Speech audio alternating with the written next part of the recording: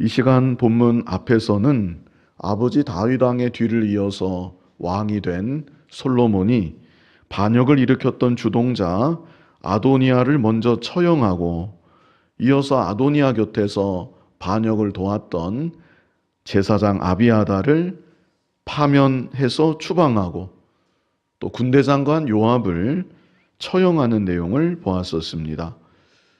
그래서 세 사람이었습니다. 아도니아, 아비아달, 요압, 이렇게 반역을 일으켰던 주요 인물들을 그 죄가에 따라 각각 엄중하게 심판하는 내용을 우리가 보았었습니다. 이어지는 이 시간 본문에는 솔로몬 왕이 시므이를 처형하는 내용이 기록되어 있습니다. 먼저 36절로 38절에 예루살렘을 떠나지 말라, 이런 내용입니다. 예루살렘을 떠나지 말라. 이것은 솔로몬 왕이 시므이에게 명령했던 것이고, 시므이도 그리하겠나이다, 이렇게 맹세하며 약속했던 내용이었습니다. 그래서 솔로몬 왕은 앞에 세 사람에게도 그러했었지만 그냥 다짜고짜 시므이를 무조건 죽였던 것은 아니었습니다. 당장 죽임 당에 마땅한 그런 시므이였지만 솔로몬은 시므이가 회개하고 바로 설 수 있는 기회를 먼저 베풀어 주었었던 것입니다. 우리 본문 36절을 같이 읽어보겠습니다. 왕이 사람을 보내어 시므이를 불러서 이르되 너는 예루살렘에서 너를 위하여 집을 짓고 거기서 살고 어디든지 나가지 말라. 시므이는 사울 왕의 친족이었습니다. 그래서 그 사울 왕의 지파지요, 베냐민 지파의 이 시므온은 막강한 영향력을 행사하는 그런 사람이었습니다. 그런데 그런 시므이가 과거 다윗 왕이 압살롬의 반역으로 인해서 왕궁을 떠나 참 비참하고 안타까운 모습으로 도망을 갈 때, 그런 다윗 왕을 시므이는 계속 쫓아오면서 저주를 했었습니다. 돌까지 던지면서 다윗 왕을 모욕하고 조롱했었던 그런 일이 있었지요. 그때 다윗 왕 곁에 있었던 아비새가 어떻게 했었습니까? 그 시므이의 무례함에 이 아비새가 분노하면서 제가 건너가서 저자의 머리를 베겠습니다. 저를 허락하여 주십시오. 아비새가 그렇게 다윗 왕에게 말했었는데, 그때 다윗 왕이 했던 말이, 그가 저주하는 것은 여호와께서 그에게 다윗을 저주하라 하십니다. 다윗 왕은 그렇게 말했습니다. 그런 상황 가운데 오히려 자신을 먼저 돌아봤었던 것이고, 또 그런 상황 가운데 자신의 죄와 허물을 더욱 철저히 회개하는 그런 기회로 삼았던 것이죠. 그리고 시간이 지나서 하나님이 다윗 왕과 함께하여 주심으로 압살롬의 반역은 진압이 되었고, 다윗 왕은 다시 왕궁으로 돌아올 수 있게 되었습니다. 그때 시므이가 또 어떻게 했습니까? 이번에는 시므이가 가장 먼저 마중 나가서 다윗 왕 앞에서 엎드려 절하면서 용서를 구했었습니다. 그런데 그때 시므이는 혼자 나온 것이 아니었었죠. 그 베냐민 사람 군사들입니다. 1000명을 대동하고 다윗 왕 앞에 나왔었던 것을 우리가 앞에서 보았었습니다. 이것은 시므이가 두 손 들고 제 생명은 왕께 달려 있습니다. 왕의 처분에 저는 모든 것을 맡깁니다, 이런 태도가 아니었다는 것을 잘 보여주고 있는 것이죠. 시므이는 다윗 왕 앞에서 정말 겸손하게 자신의 잘못을 뉘우치고 용서를 구하는 것이 아니었습니다. 용서를 구한다는 것은 겉으로 드러나는 명목이었고, 시므이는 자신의 영향력을 그 순간조차 과시했던 것이죠. 나는 이 정도의 사람입니다. 무언의 정치적인 압박이었습니다. 다윗 왕으로 하여금 자신을 받아들여야만 된다는, 자신을 용서하지 않으면 당신도 편치 않을 것이라는 그런 정치적인 압박을 시므이는 하였었던 것입니다. 이런 시므이의 저희를 다윗 왕이 왜 몰랐겠습니까? 그럼에도 다윗 왕은 어찌할 수가 없었습니다. 이제 방금 내전이 끝났는데 베냐민 지파에 막강한 영향을 미치는 시므이, 그런 시므이를 처단한다면, 어찌되었든지 겉으로는 엎드려서 사죄하고 있는 시므이인데 그 시므이를 강하게 처벌한다고 하면 베냐민 지파가 불만을 품을 수밖에 없는 것이고 나라는 다시 혼란에 빠질 수밖에 없는 것이고, 그래서 다윗 왕은 그런 시므이를 알면서도 품고 끝까지 나라를 이끌어 갔던 것이죠. 그러나 다윗 왕은 죽기 전에 그 아들 솔로몬에게 유언을 남기면서 적절한 때 시므이를 처형해야 된다, 이런 말을 남겼습니다. 시므이가 어떤 사람인지 다윗 왕은 누구보다 잘 알고 있었던 것이고, 시므이는 변하지 않을 것이라는 사실, 그것도 다윗 왕은 내다보았던 것이고, 그러므로 시므이는 왕국에 큰 손해를 미치게 될 것까지 다윗 왕은 그것까지 생각하고 아들 솔로몬에게 그런 유언을 남겼던 것입니다. 그러나 솔로몬은 왕이 되고 나서 이런 시므이를 바로 처단하지 않았습니다. 여기 36절에 있는 대로 먼저는 시므이를 불렀습니다.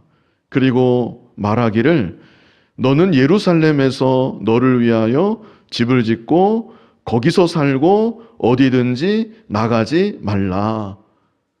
이 베냐민 지파인 시므이였는데 이사를 오라는 것입니다. 예루살렘 성읍 안에 살라는 것입니다.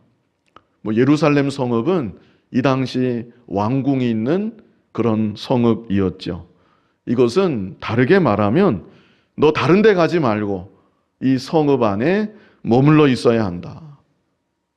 시므온으로 하여금 솔로몬 왕 측근들만이 모여 있는 자리에 있으라는 것입니다. 그 어떤 영향력도 다른 누구에게 미치지 못하도록 솔로몬 왕이 이런 조치를 취했던 것입니다. 자, 37절 우리 같이 한번 읽어보겠습니다.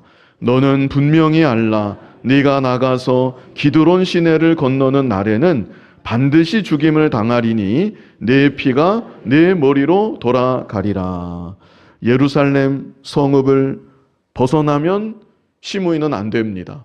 그런데 37절에 특별히 기드론 시내를 언급하고 있습니다. 기드론 시내가 어디인가? 이 기드론 시내는요, 예루살렘 동쪽 경계입니다. 그리고 기드론 시내를 건너가게 되면 건너가서 만나는 땅이 베냐민 지파의 땅입니다. 그래서 시므이가 자신의 지지 세력이 결집되어 있는 베냐민 지파와 접촉하지 못하도록, 다시 정치적인 선동이나 혹이라도 반란을 꾀하지 못하도록 솔로몬 왕이 이 기드론 시내를 특정해서 더욱 강조하고 명한 것이죠. 38절 말씀 우리 같이 읽어보겠습니다. 시므이가 왕께 대답하되 이 말씀이 좋사오니 내 주 왕의 말씀대로 종이 그리하겠나이다 하고 이에 날이 오래되록 예루살렘에 머무니라. 시므이도 솔로몬 왕의 명령에 다른 말 하지 않았습니다. 내 주 왕의 말씀대로 종이 그리하겠나이다, 이렇게 분명히 약속을 한 것이죠. 여기서 생각할 것은 솔로몬 왕이 시므이를 무조건 죽이려고 한 것이 아니라 어찌해서든지 시므온을 살리려고 했다는 사실입니다. 시므이는 다윗 왕 때 죽었어야 되는 사람입니다. 아버지 손왕으로부터 적절한 때 처형하도록 그렇게 인수받은 문제 많은 인물이 시므이였고, 나라를 어지럽게 할 만한 요주의 인물이 시므이였습니다. 그래도 솔로몬 왕은 회개할 기회, 그리고 자기 곁에 있으면서 나라에 충성하고 바르게 쓰임받을 기회를 한 번 더 주었던 것입니다. 만약 솔로몬 왕이 감정대로 즉흥적인 자기 성정대로 일을 처리했더라면 아버지를 저주하고 모욕했던 시므이인데, 그러면서도 끝까지 자기 잘못을 제대로 인정하지 않았던 시므이인데, 이런 시므이를 앞에 3명 처단할 때, 반역자들 처단할 때 그참에 함께 묶어서 솔로몬 왕이 얼마든지 처단했었을지 모르는 일입니다. 그러나 솔로몬 왕은 한 번 더 자비를 베풀었던 것입니다. 어찌해서든지 회개하고 앞으로 살아갈 수 있도록 시므이에게 기회를 주었던 것이죠. 오늘날 우리들도 이런 모습을 통해서 할 수 있는 한 사랑을 베풀고 할 수 있는 한 긍휼을 더욱 베풀고자 하는 그런 우리들이 되어야 하는 것입니다. 그리고 언제나 우리의 중심만큼은 정말 원수까지도 다 사랑하고 원수까지도 용서하는 그런 마음이 되어야 하는 것입니다. 무엇보다도 악을 제거하자고, 정의를 세워나가자고, 그런 명분 아래 더 큰 악을 행하는 자가 되어서는 안 되는 것입니다. 악을 악으로 다스리려고 한다면 나는 그 악보다 더 큰 악을 행할 수밖에 없는 것입니다. 우리는 그런 잘못을 범하지 않도록 언제나 사랑을 베풀고 긍휼을 베풀고, 혹시라도 그럴 만한 위치에 있다 할지라도 하나님 앞에서 공의롭게 바르게 모든 일을 처리해 나아갈 수 있는 그런 우리들의 모습이 되어야 하는 것입니다. 다음으로 39절로 41절은요, 시므이가 명령을 어기고 예루살렘 지경을 벗어남, 이런 내용입니다. 시므이가 명령을 어기고, 사실 명령만은 아니고 명령도 있지만 자기 입으로 하나님 앞에 한 약속도 있습니다. 맹세로 한 약속도 있습니다. 시므이는 2가지를 어겼습니다. 솔로몬 왕의 명령을 어겼고, 자기 입으로 하나님 앞에 맹세했던 약속을 어겼고, 이렇게 시므이가 명령과 약속을 어기고 예루살렘 시경을 벗어났다는 것이 39절로 41절입니다.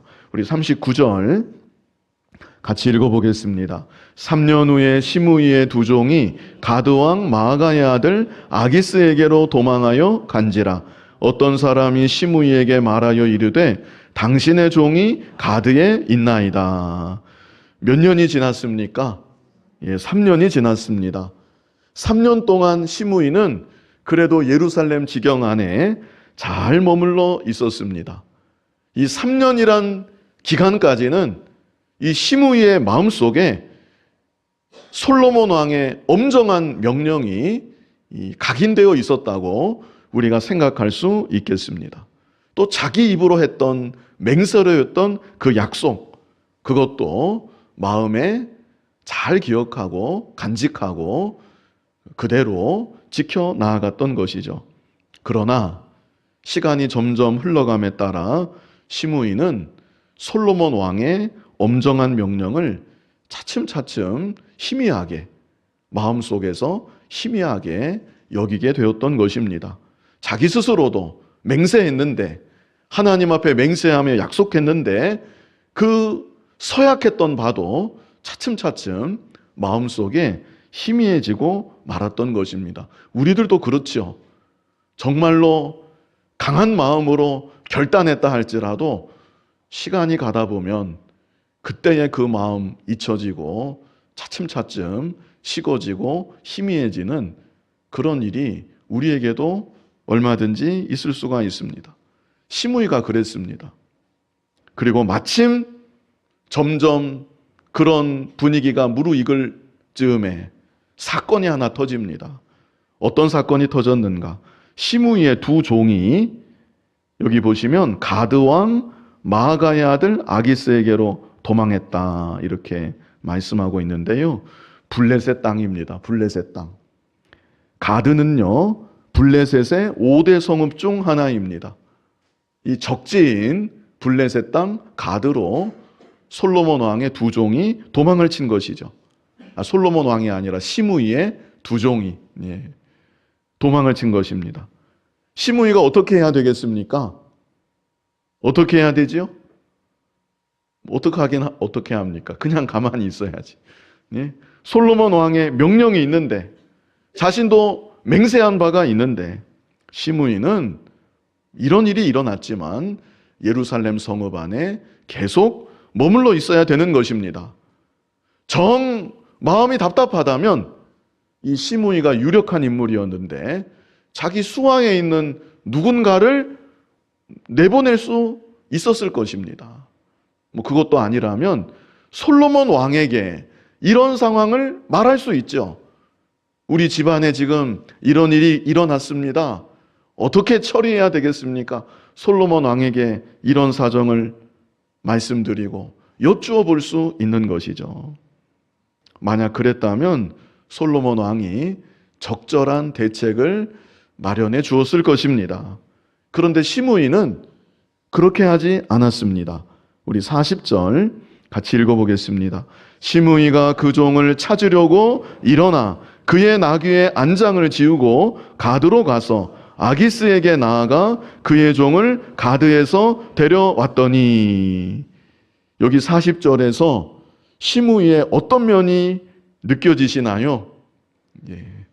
이것은 시므이의 교만함입니다. 우리는 여기 40절 말씀을 통해 시므이의 교만함을 볼 수가 있는 것입니다. 교만했기 때문에 서슴없이 이런 일을 스스로 결단하고 행할 수가 있는 것이죠. 왕의 명령이 있는데, 자기 입으로 했던 맹세의 약속이 있는데 그냥 그런 거 다 뒤로 제쳐놓고 자기 마음대로 이렇게 행동을 옮겼던 것입니다. 근데 시므이는 원래부터가 교만했었습니다. 다윗 함께, 선왕인 다윗께 시므이는 처음부터 끝까지 교만했습니다. 그리고 지금 이 모습도 하나님 앞에서도 그렇지만 솔로몬 왕에게 너무나 교만한 모습인 것이죠. 왕의 명령이 얼마나 엄중한 명령이었는데 솔로몬 왕에게 아무 말도 하지 않고 그냥 자기 마음대로 두 종을 찾아서 예루살렘 성읍을 벗어나 적지인 가드 땅까지 갔던 것입니다. 그리고 여기 보시면 시므이가 잘못한 게 또 나옵니다. 가드로 가서 누구를 만났습니까? 아기스를 만났습니다. 아기스가 누굽니까? 아기스는요, 블레셋의 왕입니다. 그리고 블레셋은 언제나 그러했던 것처럼 이스라엘 나라와 적대적인 관계에 있습니다.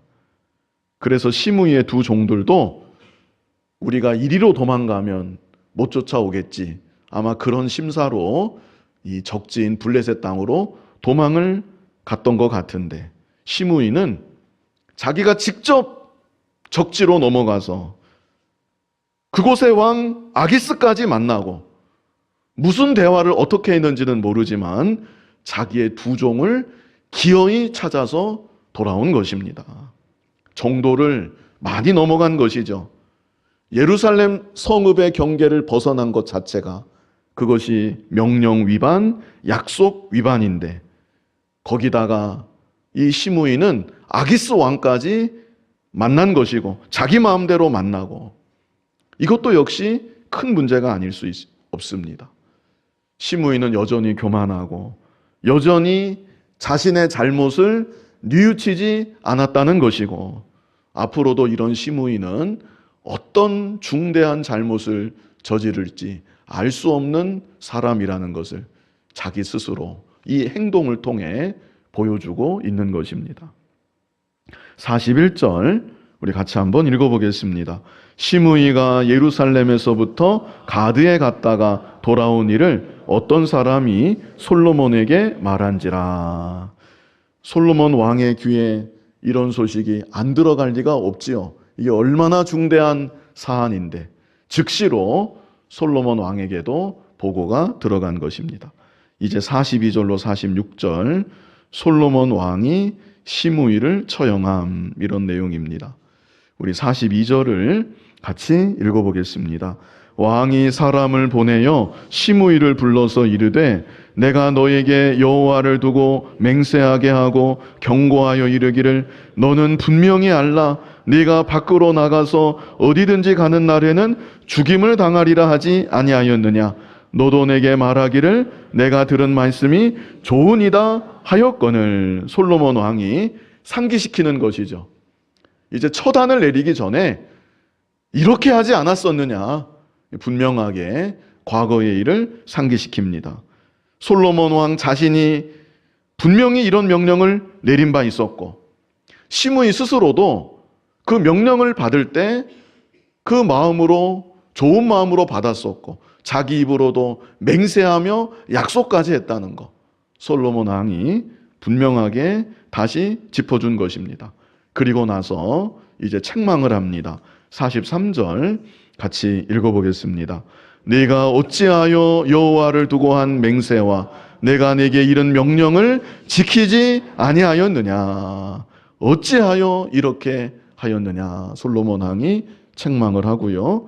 44절부터 이제 선고를 한다고 볼 수 있겠습니다. 44절 같이 읽어보겠습니다.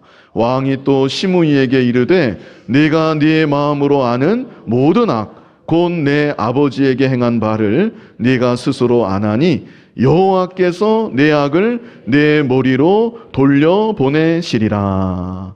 45절로 46절도 우리 같이 읽어보겠습니다. 그러나 솔로몬 왕은 복을 받고 다윗의 왕위는 영원히 여호와 앞에서 견고히 서리라 하고 여호야다의 아들 브나야에게 명령하매 그가 나가서 시므이를 치니 그가 죽은지라. 이에 나라가 솔로몬의 손에 견고하여 지니라. 아멘. 여기 45절과 46절 여기 상반절 이제 시므이를 처형했다는 그런 내용이 기록되어 있고요. 특별히 중요하게 보실 것은 46절 제일 끝부분입니다. 이 46절 제일 끝부분이 열왕기상 2장 전체를 결론짓는 구절로 보시면 되겠습니다. 열왕기상 2장에 다윗 왕이 유언을 남기고 죽고 솔로몬이 왕위에 오르고 그리고 나서 이렇게 네 사람 차례대로 그 죄가에 따라 엄중하게 심판한 내용이 기록되어 있었는데요. 이 모든 일들을 결론짓는 여기 한마디입니다. 여기 46절 끝에 어떤 말씀이 있습니까? 이에 나라가 솔로몬의 손에 견고하여 지니라. 이 구절이 중요합니다. 우리가 얼핏 생각하면 솔로몬이 너무한 거 아닌가? 자신의 정치적인 입지만을 위해서 반대하는 사람들 그냥 모조리 다 처형하고 아비아달 같은 사람은 아버지뻘 될 것 같은데 아버지뻘 되는 나라의 공이 많은 제사장인데 한 번 실수로 파면을 시키고 이 젊은 사람이 너무한 거 아닌가 이런 시각을 가지고 볼 수도 있습니다. 그러나 그런 것이 아니라는 것을 여기 열왕기상 2장을 다 마무리하면서 마지막에 이에 나라가 솔로몬의 손에 어떻게 해요? 견고하여 지니라. 이 말씀으로 우리에게 알게 하여 주는 것입니다. 아도니아, 아비아달, 요압, 그리고 이 시간 본문에는 시므이, 이렇게 솔로몬 왕이 각각 심판했는데요. 이것은 하나님의 뜻에 합한 일이었다는 것입니다. 하나님 뜻에 맞게 그 저지른 죄가에 따라서 솔로몬 왕이 바르게 처분했던 것이고 그로 인하여서 나라가 솔로몬의 손에 견고하여 지니라. 하나님께서 그 가운데 함께하여 주시고 솔로몬을 통해 하나님의 나라가 더욱 견고해지도록 역사하여 주셨다는 것입니다. 우리 마지막으로 시므이에 대해서 좀 더 생각해보고 이 시간 마무리를 지으려고 합니다. 자, 시므이가 두 종을 찾아서 가드까지 갔죠. 시므이가 왜 그렇게 했을까? 근본적인 원인은 그가 교만했기 때문이다. 제가 이미 말씀을 드렸는데요. 그 이면에 더 구체적인 이유는 무엇이었을까? 왜 시므이가 두 종을 찾아서 가드에까지 이렇게 담대하게 갈 수가 있었을까? 그 이면에는 이런 상황에서는 내가 어떻게 하겠는가? 이런 시므이의 생각이 깔려 있는 것입니다. 이런 경우에는 별 도리가 있겠는가? 어쩔 수가 없는 것이다. 이런 자기 나름의 생각이 이 저변에 깔려 있었기 때문에 이 시므이는 이런 행동을 할 수가 있었습니다. 다시 말해서 솔로몬 왕은 변치 않은 분명한 명령을, 엄정한 명령을 시므이에게 주었지만 시므이는 자기의 형편과 상황에 따라서 그 명령을 자기 나름대로 재해석했다는 것입니다. 죽을 줄 알면 이렇게 했겠습니까? 이런 경우에는 내가 어떻게 하겠는가? 두 종이 도망을 쳤는데 어쩔 수 없는 것이다. 자기 나름대로 솔로몬 왕의 변치 않는 명령을 해석한 것이고 또 자기 상황에 맞게 솔로몬 왕의 명령을 융통성 있게 적용을 한 결과라고 우리가 볼 수 있는 것입니다. 그래서 이런 모습을 통해 우리에게는 이런 모습이 있지는 않은가? 하나님께 받은 명령, 기록된 영원 불변의 진리의 말씀, 그 말씀을 내 상황에 맞게, 내 형편에 맞게 적당히 해석하고 또 적용하는 그런 일이 나에게는 없었는지 우리가 이 모습을 통해 생각해 볼 수 있어야 되겠습니다. 이 정도는 괜찮겠지. 이런 상황에서는 어쩔 수가 있겠는가. 이렇게 내 생각대로, 내 기준대로 변치 않는 하나님 말씀인데, 영원 불변의 진리인데, 그 말씀에 더하고, 자기 생각을 더하고, 자기 형편을 더하고, 아니면 빼고, 그런 일이 있어서는 안 되겠다는 것입니다. 그리고 또 다른 면에서 시므이는 결론적으로 보면 두 종을 얻기 위해서 자기의 생명을 버리게 되고 말았습니다. 두 종을 얻는 대가로 자기 생명을 포기하는 너무나 어리석은 잘못된 선택을 하고 만 것이죠. 이런 시므이의 모습을 통해 그렇다면 나는 무엇을 얻기 위해서 지금 이 세상을 살아가고 있는가 생각해 봐야 되겠습니다. 혹 한시적이고 또 육신적인 것을 얻기 위해서 영원한 것을 포기하는 그런 어리석은 선택을 하고 있지는 않은지, 영원한 가치를, 잠깐의 나의 유익을 위해서 영원한 가치를, 영원한 참된 복을 너무나 간단하게 양보하고 있지는 않은지 우리를 또한 돌아보면 좋겠습니다. 우리가 잘 아는 대로 사도 바울은 예수 그리스도를 얻기 위하여서 그가 가지고 있었고 그가 얼마든지 누릴 수 있었던 세상적인 모든 자랑들을 다 배설물로 여겼다고 했습니다. 잠시 이 땅을 살아가는 동안 예수님을 더욱 사랑하고 예수님을 더욱 얻기 위하여서 세상의 다른 것들을 얼마든지 양보할 수 있고 또 때로는 버릴 수도 있는 그런 저와 여러분이 되어지기를 간절히 바랍니다. 하나님 아버지, 시므이는 솔로몬 왕으로부터 받았던 엄정한 명령을 알고 있었지만 자신의 형편에 맞게, 상황에 맞게 자기 나름대로 그 명령을 재해석했고 또 융통성 있게 적용한 끝에 그만 적지까지 가서 두 종을 데리고 오는 큰 잘못을 범하고 말았다고 했습니다. 아버지 하나님, 기록된 변치 않는 진리의 말씀을 우리에게도 주셨는데 우리도 역시 살아가면서 내 상황과 형편에 맞게 하나님 말씀에 내 생각을 더하거나 빼지는 않았는지 돌아보게 하여 주시고, 잠시 이 세상을 살아가는 동안 부족하고 연약한 우리들이지만 하나님 말씀을 견고히 붙잡고 그 말씀대로 살아가기만을 간절히 소원하고 결단하며 하나님의 은혜를 구하며 신실하게 믿음의 발걸음을 옮겨 나아가는 우리들이 더욱 되게 하여 주시옵소서. 결과적으로 볼 때 시므이는 두 종을 얻기 위해서 자기의 생명을 내려놓는 그런 어리석은 선택을 하고 만 것을 우리가 또한 보았습니다. 잠시 이 세상 사는 동안 육신적인 것, 찰나적인 것, 그런 유익 때문에 더 영원하고 복된 것을 양보하고 버리는 일이 없도록 우리는 예수님을 더욱 얻기 위해 도리어 세상의 모든 것들을 양보하고 때로는 버릴 수도 있는 믿음의 복된 길을 걸어갈 수 있도록 은총을 더하여 주시옵소서. 예수님 이름으로 기도하옵나이다. 아멘.